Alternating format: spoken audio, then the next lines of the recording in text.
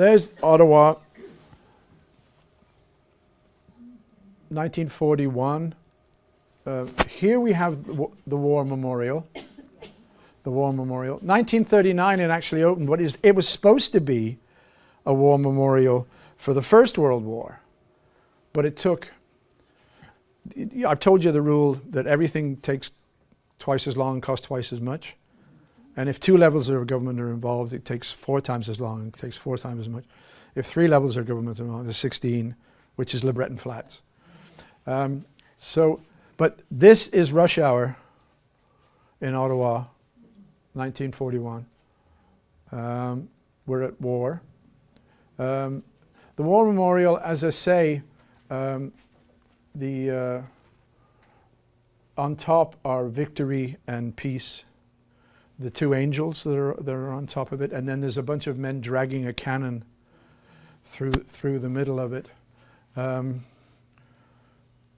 The architect actually died before it was completed, and one of his brothers finished it off. He was an English architect, but it was opened by Queen Elizabeth and King George in 1939. They were visiting just before war, and then they had to go back. War broke out, and as you can see there, all the various measured levels of transportation.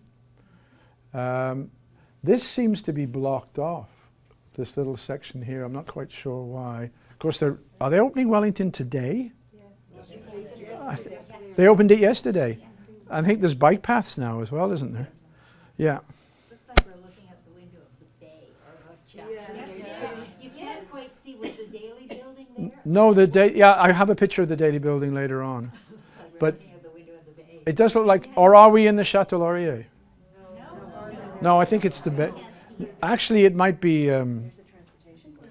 There's the transportation building. Yeah, it might be Freeman's. Yeah, might be Freeman's. I don't think it was the bay at that point. That's why I'm hesitating. Yeah, and that's VE Day. That's them celebrating. That's. I think it's the Bank of CIBC now on Spark Street, and there they are celebrating the end of the war. There was a huge party in Ottawa. Ottawa was the first city to know that the armistice had been signed, and that's one party I'm sad I missed.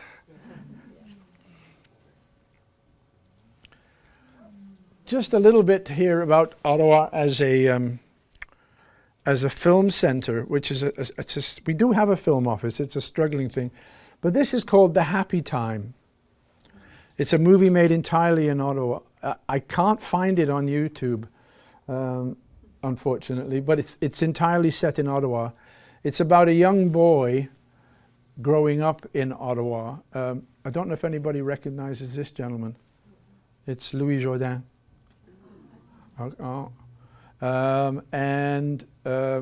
It was supposed to be the spark that started a film industry in Ottawa, which never really came to pass. There's one with Joanne Woodward and Paul Newman called Mr. and Mrs. Bridges, which is set in Rockcliffe. This was set down in Sandy Hill. So it's, as I say, this was supposed to be the kickoff for the film industry, but unfortunately did not happen. But it's post-war. It's called The Happy Time. It's based on a book by a gentleman called, a French-Canadian writer called Robert Fontaine, who's not the film critic.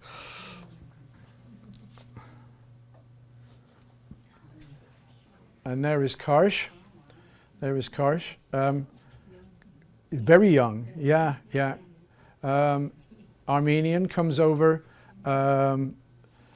ends up being the greatest portrait artist in the world. Of course, Winston Churchill was here 6 times during the Second World War, and he did that famous photograph where he pulled the cigar out of Churchill's mouth. He made the cover of Life 20 times, and past the latter half of his life in the Chateau Laurier, he had which you can now stay in. The Karsh apartment you can now actually stay in. It's in the non-affordable part of the whole.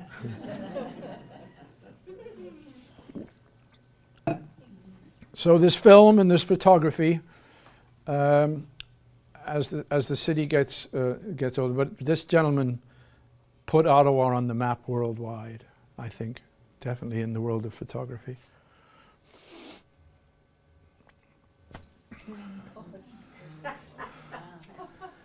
Now this is the start of something wicked this way comes. This is it. There is a small one. This is 1958. There is actually a small one, but it's this is the opening of Ottawa's first real mall out at Westgate. Still there. It's been renovated a few times. Marks another first in Ottawa's march to the future. To the future, and then there's descriptions of all the modern stores that are there. The top of the list is Freeman's. No parking problem. No parking problem. Under canopy shopping, music while you shop. So this is the beginning of Muzak. This is the day Muzak, the day music died. In Ottawa is the opening of the Westgate shopping centre. Would the Queensway be behind there, or is that still train traffic? The Queensway is so this is 58.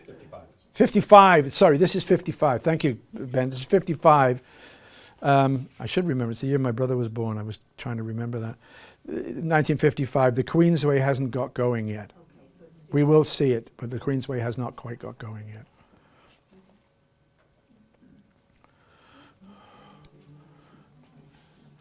There's the transportation building.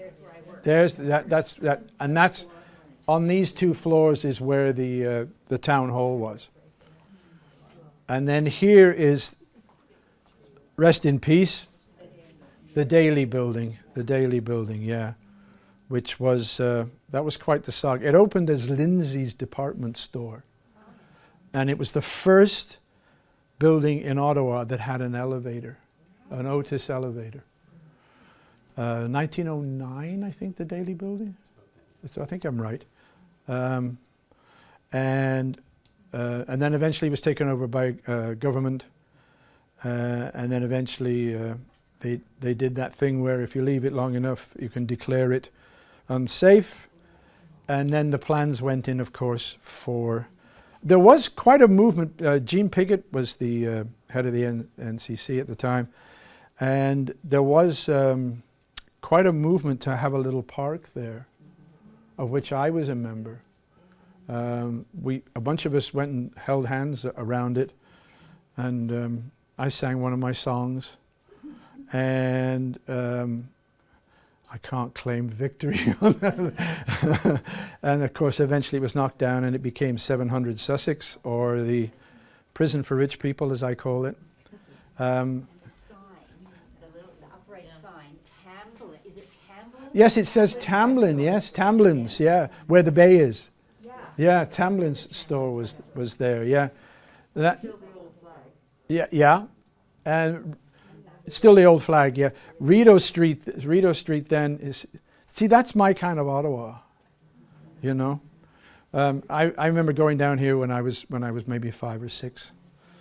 What else have we got there? Streetcar is still there. Streetcar's still there. 1959, the last streetcars. Yeah, 1959. The building is still there. Which... The one, no, but the one beside. this is not there, no. It's gone. I know, but Yeah. it's still there then.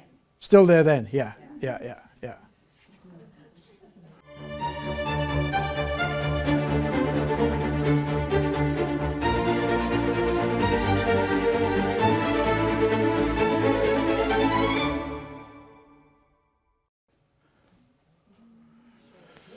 So if we go back there, as I said, these two floors were City Hall. And then now here we have,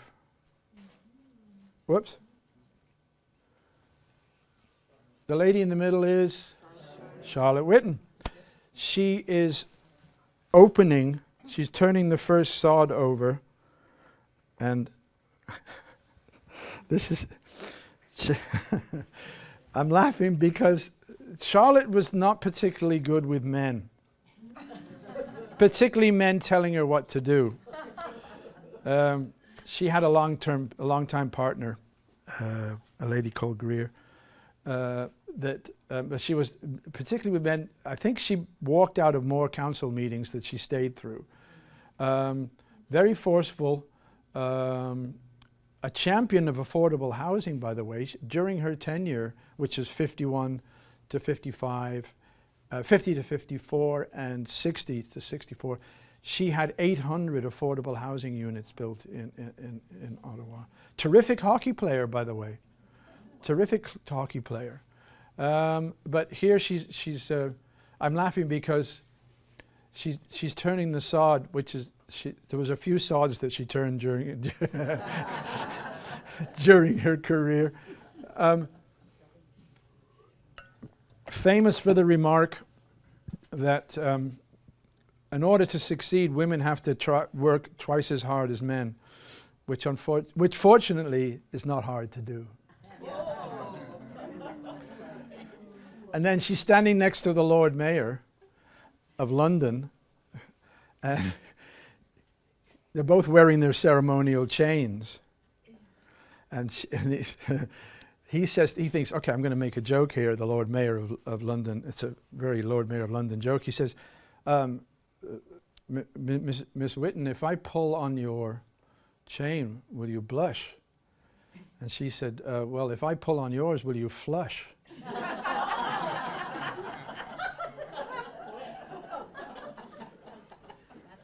Way to go, Charlotte. Way to go, Charlotte.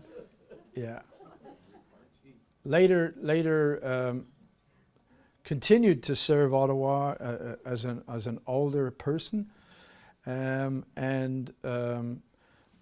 had some strange prejudices. Like she was very much against, I might as well mention it while I'm in the building, she was very much against the mobile library. She voted against it 4 or 5 times. I have no idea why. She didn't. A strange thing. Now, I'm almost reluctant to mention this, but earlier on in 1939, when we saw that the King and Queen were here to open the War Memorial, she was working for the Minister of External Affairs, and she had eugenicist tendencies. She was a eugenicist. She had tendencies like that. There was a boat called the St. Louis. You know what I'm talking about. There was a boat called the St. Louis, which was carrying over 900 Jewish refugees from what they could see was coming. By now already we've had Kristallnacht in Germany, and the Jews that can are getting out. And the boat went up and down the eastern seaboard. Nobody would take it. It came up the St. Lawrence to Montreal. Mackenzie King was down with the King and Queen in New York, and a telegram was sent to him saying that the St. Louis wanted to dock. And the minister of what was then, now I don't forget what it was called now, from the Department of Foreign Affairs, she was working for him, and she agreed that the ship should not dock. And that's why they wanted to call the archives the Charlotte Whitten, the Ottawa archives, the Charlotte Whitten archives, and there was complaints based on that. I don't think anybody's actually proved it. But it's such a continuing story that, as I say, her name was turned down for the Ottawa archives out near Algonquin College, on Timberlake. But you have to set that against her accomplishments, which are considerable, you know. Like I say, the affordable housing one is considerable. Did she have a background in social work? Yes, she was a social, well, Social services. social services, yeah, she had a background in social services, yeah. Well, as we'll see later, we tend to get women mayors that have a background in social services or nursing, as with Marion, that they give the city heart. Yeah. I knew there was something else about Charlotte Whitten. She was the founding director of the Canadian Council on Child Welfare from 1920 to 1941, which is now the Canadian Council on Social Development. So she started that. And she actually became mayor because the previous mayor died during his first year of office. She's not the first woman mayor of a town in Ottawa, but she is the first woman mayor of a major city in Canada. But there was actually a small Ontario town that had elected a mayor. Not Hurricane Hazel, although it could have been. Well, she was 100 and what when she died? 102 or 3 or something, yeah. Now, this gentleman, I previously mentioned Jacques Grébert, this town planner. He was a French town planner, and Mackenzie King brought him over in order to essentially redesign the city. And in 1950, he revealed in 1950, by which time Mackenzie King had just died. He didn't get to actually see it but there were competitions in all the schools across Canada. If you were going to redesign Ottawa for the school kids, how would you do it? They made this huge model, which I think the NCC have stored somewhere. I wish they could pull it out, of his design for the city. There's two things he basically doesn't like. He doesn't like trains downtown, and he likes parkways along rivers, both of which he'd already done to Philadelphia. So he unveils this plan. One of the things that everybody notices on it is that LeBreton Flats is gone. He's decided that there's a sort of invent the problem and then invent the solution thing going on. They did the same thing with Africville. If you declare something a slum, which is also a synonym for a place where people who are on a lower economic bracket live, but you declare it a slum, and then how do you fix the problem of it being a slum? You clear it. Now we gentrify it. So he releases this plan, and it slowly goes into operation. And what we're basically living in now, Ottawa, is Grébert's Ottawa. There's LeBreton Flats in the late 50s.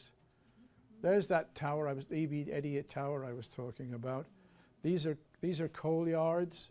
It's still very much, here's the railway, Britannia Terrace. And, oh, I got to tell you a little story. I was doing a talk like this in Manotick. You got it? Yep. I was doing a talk in Manotick. Don't forget, I can send you the picture if you want.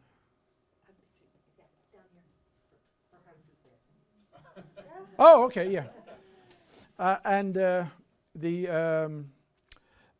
was doing a talk like this in Manotick, at the Manotick Hysterical Society, as I call them. And a gentleman at the end I talked, he stood up, he was clearly in his 80s, quite frail, and he said, when I was a boy growing up in Ottawa, we had a thing, the kids. Can you see this? This is the pumping station. Can you see this? This is this aqueduct that they're now going to, and it goes under, and it goes all the way into Nepean Bay, and there was a grill there, and the kids used to play. They would jump in here, and they would jump in and try and get out of the way of the grill before they got sucked into it. This gentleman says that they were skinny dipping, the kids were skinny dipping, and he was a very small child. He got sucked in. He went all the way under here, pops out here, is going along, and he figures he's going to be coming out of everybody's tap by about 3 o'clock in the afternoon. There's a woman here at the St. Francis Apartments. She's hanging out the clothing, and she sees this little boy, this little naked boy, and she gives him a shirt And he walks back, gets his clothes and goes home, and doesn't tell anybody until he stands up at the back of a meeting, historical meeting. He said, that's the first time I've told that story. That, my friends, is history. That, my friends, is history. Yeah. So, Gribert's decision is that this goes. There's 3,000 people living down there. It's a very industrial area. This is the Baker Brothers junkyard. Also part of the Jewish diaspora, the bakers that ran this. That, as I say, that's the pumping station. Who lived there on Lorne Avenue? Lorne Green. I used to live there. Yeah? Did you know Lorne Green? His father had a shoe shop on the corner, and Lorne Green lived there. Yes? I do want to know, the ammunition factories, were they still... During the Second World War? Yeah, like the... They were converted, I think they were converted to making ovens. Interesting. Yeah, because there was a general strike down there with the oven workers. There was a strike down, quite a long one down there. The orientation here, where would Wellington come? Oh, okay. Well, I'm trying to get my orientation here. where are we? Imagine you're in a hot air balloon above the Parliament buildings, looking down. Okay. So this is the cut, down to the heating station, the Hill Street, where the kayakers practice, the international. The War Museum's here. The War Museum's right there. Okay. Okay. So let's just step into Le Breton Flats for a second. These are paintings by a gentleman called Ralph Burton, who you can probably tell was a drinking buddy of A.Y. Jackson's. And he was asked by a guy that owned a local laundromat and laundry, dry cleaning laundry, if he would go down and paint Le Breton Flats. If I put my ear to this picture, I can hear bulldozers warming up in the background.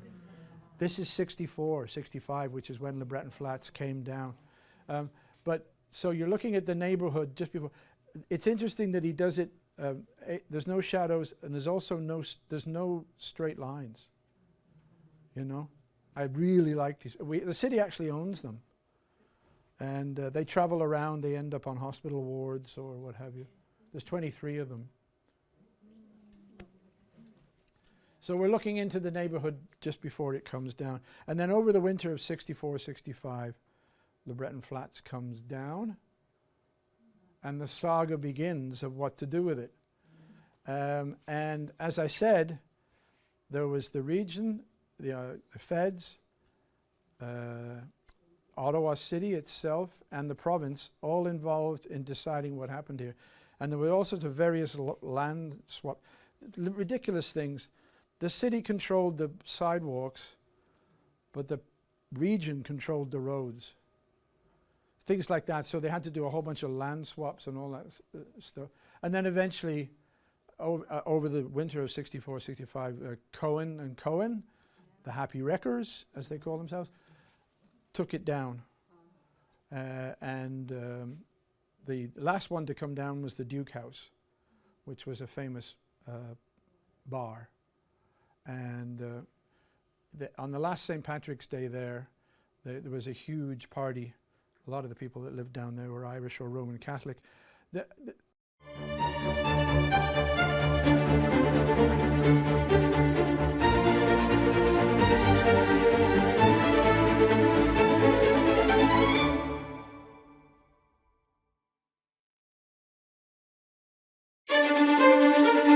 Did you miss an episode? Then go to rogerstv.com and watch The History of Ottawa according to Phil Jenkins online anytime. Thanks for watching.